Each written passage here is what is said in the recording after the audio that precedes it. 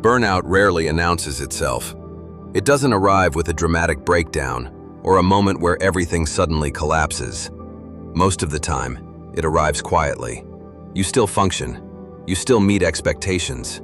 You still show up, at work, in relationships, in life. But something shifts underneath. Energy drains more quickly. Emotions feel muted or sharp. Motivation fades, not all at once, but gradually. And because nothing looks obviously wrong, burnout often goes unnoticed, even by the person experiencing it. So why does emotional burnout happen? And why is it so easy to miss until it's already taken hold? Emotional burnout isn't the same thing as being tired. It's not solved by a nap.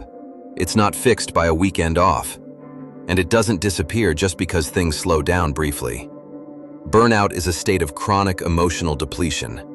It happens when your nervous system stays in a prolonged state of effort without enough recovery, safety, or relief. Over time, this changes how your brain functions. Stress hormones remain elevated. Emotional regulation becomes harder. Motivation systems begin to shut down. That's why burnout feels deeper than exhaustion. It affects how you feel about yourself, how you respond to others, how you relate to your life, and how much you care. Burnout isn't just fatigue. It's a system running on empty. One of the most dangerous things about burnout is how slowly it develops. Rarely does it come from one overwhelming moment.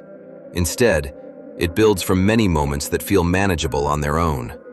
Small compromises accumulate. Staying late just this once, ignoring your own needs temporarily, carrying emotional responsibility for others, pushing through discomfort instead of addressing it.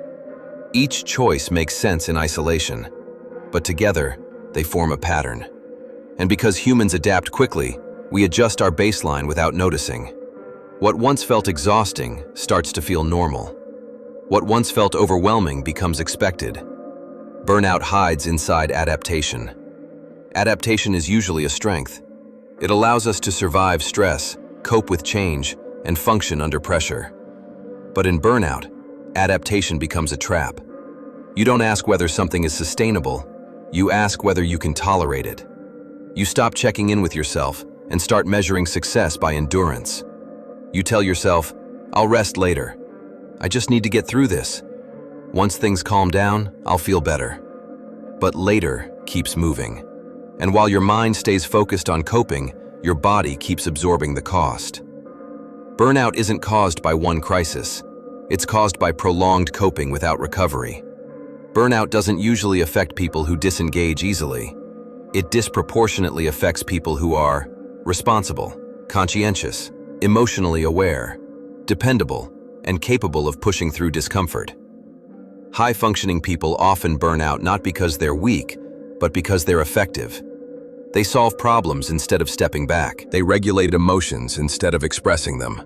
They absorb stress instead of externalizing it.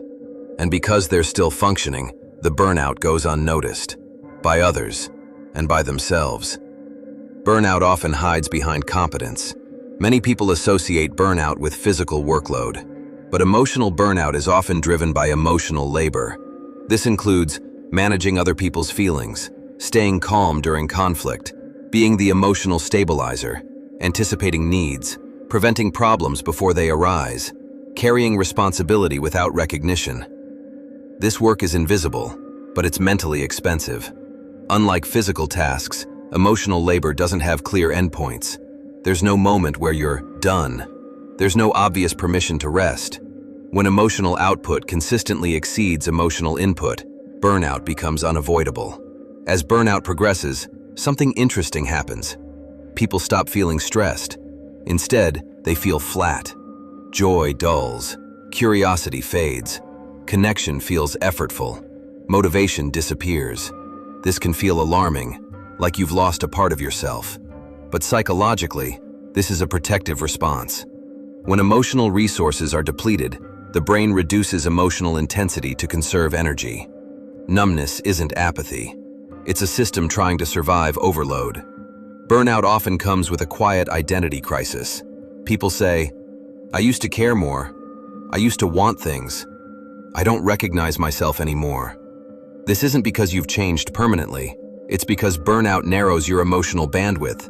Your system prioritizes survival over growth, stability over curiosity, energy conservation over exploration. Burnout strips life down to essentials, not because other parts don't matter, but because your system can't afford them right now. Burnout is often mislabeled, especially early on. We call it laziness, negativity, disengagement, lack of motivation, just a phase. But these aren't character flaws, they're signals. Avoidance is a sign of overload. Procrastination is a sign of cognitive fatigue. Irritability is a sign of nervous system strain. Withdrawal is a sign of depleted capacity. Your brain isn't giving up, it's protecting what's left. One of the most frustrating parts of burnout is that rest alone often doesn't fix it. That's because burnout isn't caused by lack of sleep, it's caused by lack of recovery. Recovery requires safety boundaries, reduced emotional load, consistent nourishment, and time without pressure. Until the conditions that caused burnout change, rest simply pauses the damage. This is why people can return from holidays still feeling depleted. Emotional burnout doesn't mean you're weak. It means you've been strong for too long without enough support, relief, or space. Burnout happens when coping replaces caregiving, becomes habitual, rest is postponed, and responsibility outweighs nourishment. Understanding burnout doesn't fix it instantly, but it replaces self-blame with clarity. And clarity is the first step toward recovery. Thanks for watching MindLens, where we explore why we think, feel, and act the way we do. Subscribe for more animated psychology explainers.